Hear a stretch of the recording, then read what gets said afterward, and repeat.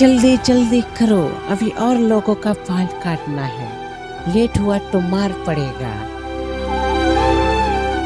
जी जी साहब, हो गया बस। हमारे खिलाफ आवाज उठाने की कोशिश कैसी की? गंदे नाले के कीड़े, आज इस चाबुक से तेरा जान ही निकाल दूंगा। मेरा जान ही क्यों ना चले जाए तो भी ये आजादी की लड़ाई यूं ही चलता रहेगा। किसी दिन तो ये सब खत्म होगा। गंदगी नहीं, इस कपड़े में हमारा खून और पसीना लगा हुआ है। अभी तो हमारा भारत देश एकदम आज़ाद है, बट क्या आपको पता है इस आज़ादी के पीछे जो स्ट्रगल था वो कितना दर्दनाक था।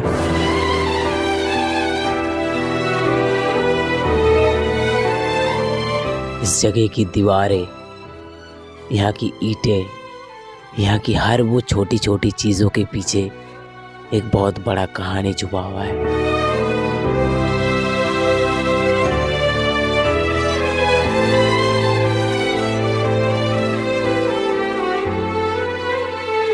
जी तो भैया जी नमस्कार, कैसे हो आप लोग। कुछ दिन पहले मैं गया था अलीपुर जेल म्यूजियम, और ये जगह है हमारा वेस्ट बंगाल में कोलकाता के 116 साल पुराना अलीपुर जेल।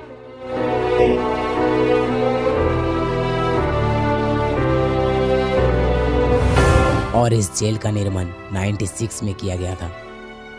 96 से लेके 2022 तक ये अलीपुर जेल ही था। 2022 में ममता बनर्जी के दौरान अलीपुर जेल को अलीपुर म्यूजियम में कन्वर्ट कर दिया गया।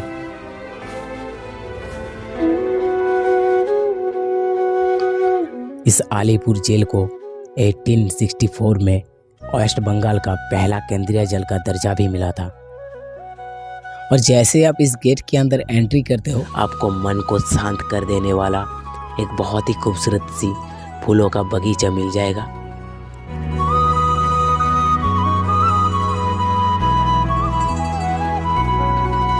तो भैया जी आपने बताया नहीं कैसे एंट्री करें। हाँ, तो एंट्री करने के लिए एक टिकट लेना होगा जिसका प्राइस है 30 रुपये।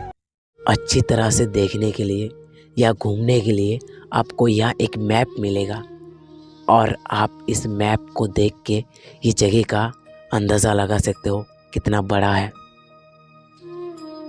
और ये जगह इतना खास है फांसी के लिए। 15 अगस्त 2004 धनंजय चटर्जी के फांसी लास्ट फांसी था।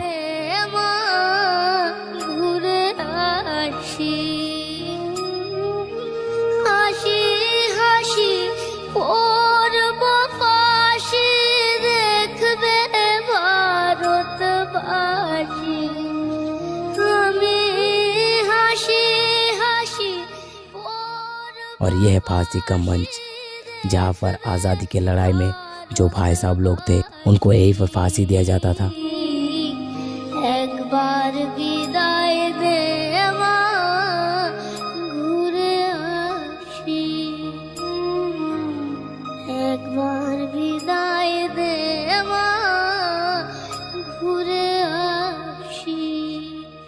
और आप जब इस फांसी के रस्सी के बिल्कुल पास में होते हो और उन लोगों के बारे में सोचते हो जो भाई साहब लोग आज़ादी के दौरान शहीद हुए हैं, तब आपका मन और दिल से एक ही बात निकलेगा, जय हिंद, जय भारत, वंदे मातरम।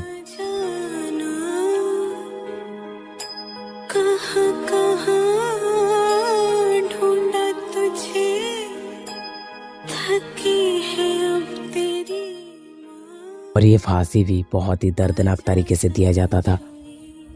20 से 30 मिनट रस्सी में रहने के बाद भी अगर कोई बच जाता, उनके हाथ एंड पैरों की नस कट के पोस्टमार्टम रूम में रख दिया जाता था जब तक उसकी जान निकल न जाए। और फांसी के दौरान उन भाई साहब को सामने वाले रूम में रखता था ताकि वो देखे और डरे और आज़ादी की लड़ाई ना लड़े। अब ज़रा सोचो, आपके सामने ही आपके एक साथी का फांसी दिया जा रहा है और आपको दिखाया जा रहा है, और आप कुछ कर ही नहीं सकते क्योंकि आपके हाथ बंधे हुए हैं।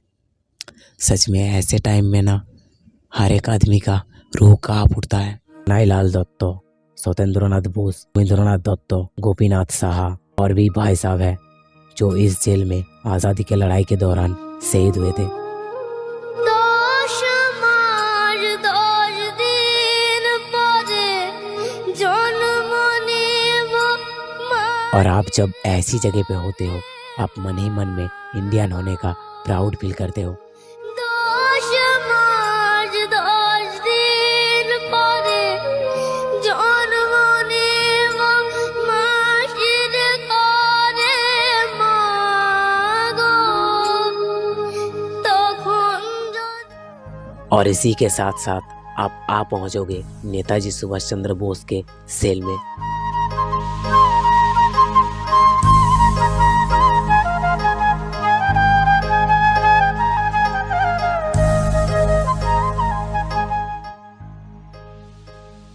उसके सामने वाला सेल में ही उस टाइम के मुख्यमंत्री यानी विधान चंद्र रॉय 5 महीने की कैद में रहे थे।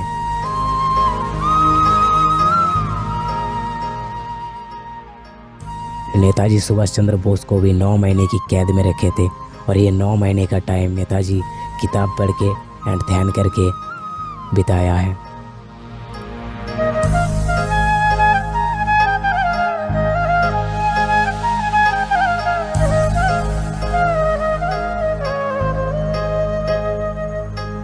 उस टाइम की प्राइम मिनिस्टर यानी जवाहरलाल नेहरू इसी जेल में कैद थे 3 महीने के लिए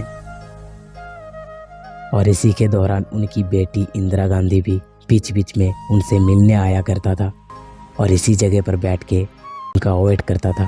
काफ़ी टाइम वेट करने के बाद उनसे मिल पाता था 20 मिनट के लिए। और आप जैसे ही ये सब देख के बाहर आओगे, आपको यहाँ एक लाइब्रेरी मिलेगा जहाँ पर उस टाइम से जुड़ी कुछ किताबें एंड कुछ यादें रखा हुआ है।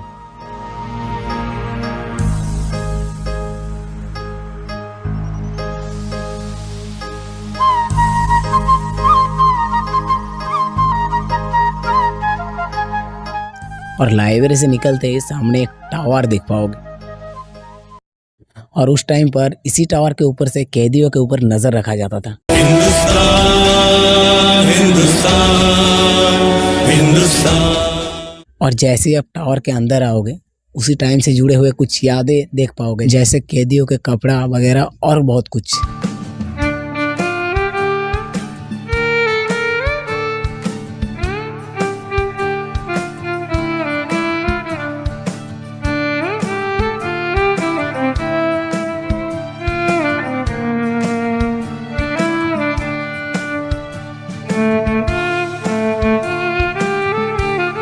और इस जेल में सिर्फ कैदियों का नहीं, पुलिस का कुछ इम्पोर्टेंट चीज़ रखे हुए हैं पुलिस वाले म्यूजियम में। पुलिस म्यूजियम जहाँ पर उस टाइम से जुड़े कुछ bomb, bullets and bomb blast में हुए फटे हुए टायर भी आज भी मौजूद है।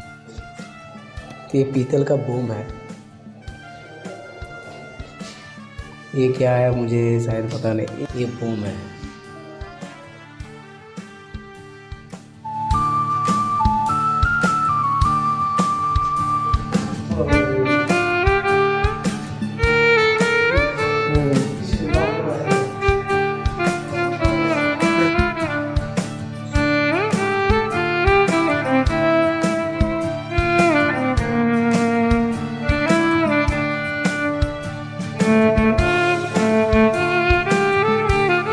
और उसके सामने ही आप देख पाओगे जो आज से पहले सिर्फ और सिर्फ मूवी में देखा होगा, कैदियों की जीवन यात्रा कैसा था। कैदी के जीवन यात्रा यानी वो लोग कैसे रहते थे।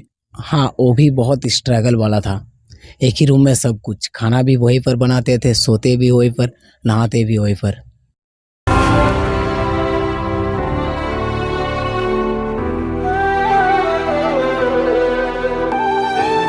जल्दी जल्दी करो, अभी और लोगों का बाल काटना है, लेट हुआ तो मार पड़ेगा।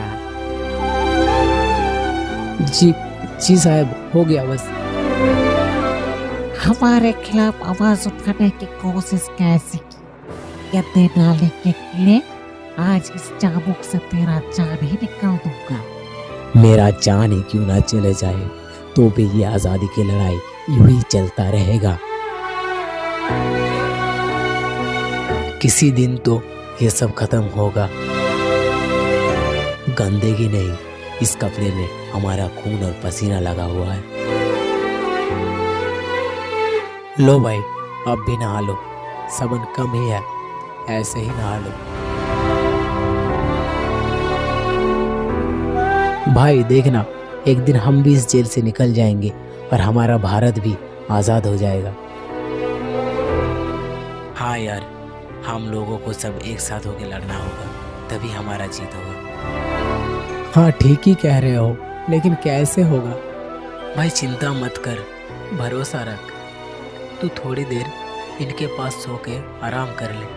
স্নান হয়ে গেছে, কিছু খাবার জন্য আছে, খুব খিদে লেগেছে। हाँ भाई, थोड़ी सी चावल है, थोड़ी देर रुक जा, ऐसे ही खाना होगा। हाँ क्या सब्जी है रे? सब्जी नहीं दिया बॉस, ब्रिटिश ने। दिन ब दिन इन लोगों का जुल्म बढ़ता ही जा रहा है। और उसके सामने ही आपको एक ऐसा सेल देखने के लिए मिल जाएगा जो आज भी पहले की टाइम में जैसा हुआ करता था उसी की हालत में छोड़ दिया गया, ताकि वो आप उससे साथ